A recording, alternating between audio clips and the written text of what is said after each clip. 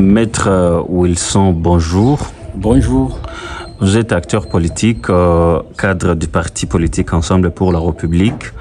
Nous avons assisté depuis la semaine dernière le procès entre la République démocratique du Congo et le Rwanda qui se tiennent à Arusha, en Tanzanie.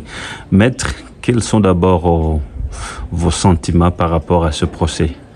La RDC a adhéré au traité créateur de l'EAC en 2023. Ce que je sais, le Rwanda est membre de ce traité depuis 1999.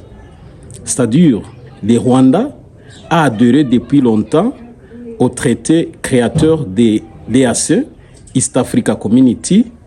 Maintenant, pour le moment, la RDC a intenté un procès contre les Rwandais au-devant la cour de l'EAC. Votre parti politique attend quoi exactement de ce procès? Ou bien qu'est-ce que les Congolais doivent attendre à ce procès qui a débuté quelques jours après que le président de la République démocratique du Congo à New York a fustigé l'entrée de l'armée rwandaise au sol congolais? Ok, merci. Nous savons que tous les pays du monde, notamment la RDC et le Rwanda, tous ont le devoir de protéger leurs frontières. Maintenant, nous posons la question de savoir pourquoi la RDC ne parvient pas à sécuriser ses frontières et chaque fois, le Congo accuse toujours les Rwandais en disant que les Rwandais a violé ses frontières ou sa frontière. On marque tous ces deux pays ont des armées qui ont le devoir ou l'obligation de sécuriser leurs frontières. Donc, pour nous, nous constatons que la RDC ne doit pas continuer à pleurer devant les instances régionales et les instances internationales. La RDC doit prendre ses responsabilités de protéger la population et de protéger ses frontières. Qu'est-ce que vous attendez alors à ce procès? Ce que nous attendons, ce procès, vraiment moi, en tant qu'acteur politique, en tant que natif de la région de l'Est, de la RDC, moi personnellement, je n'attends rien.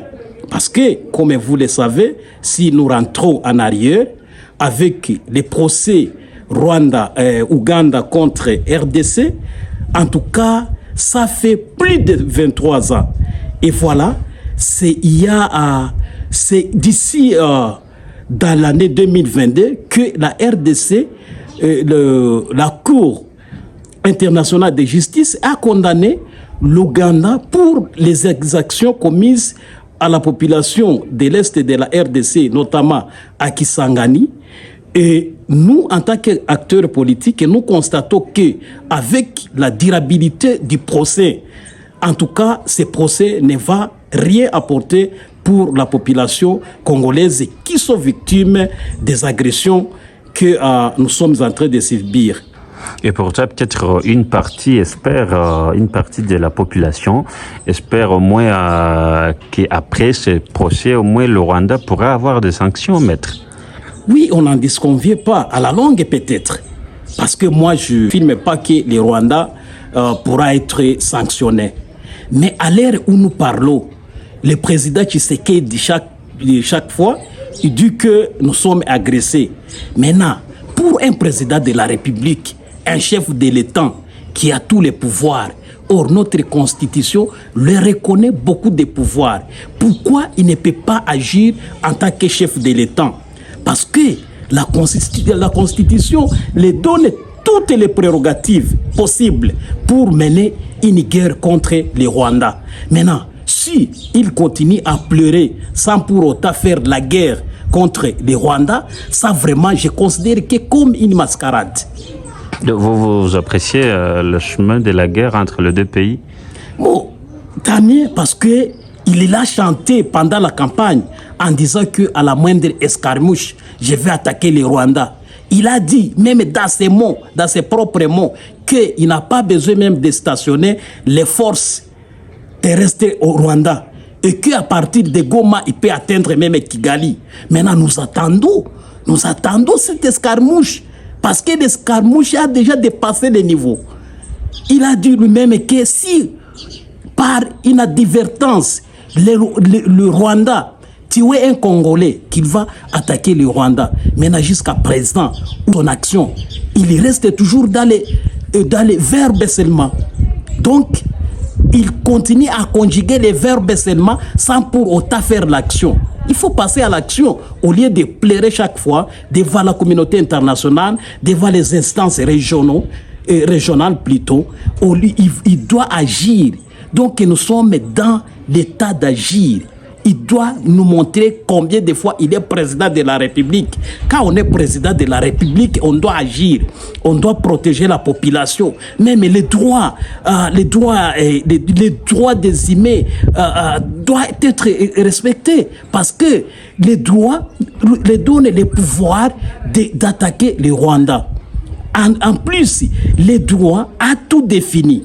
Le président de la République, il est le répondant numéro 1 de la nation.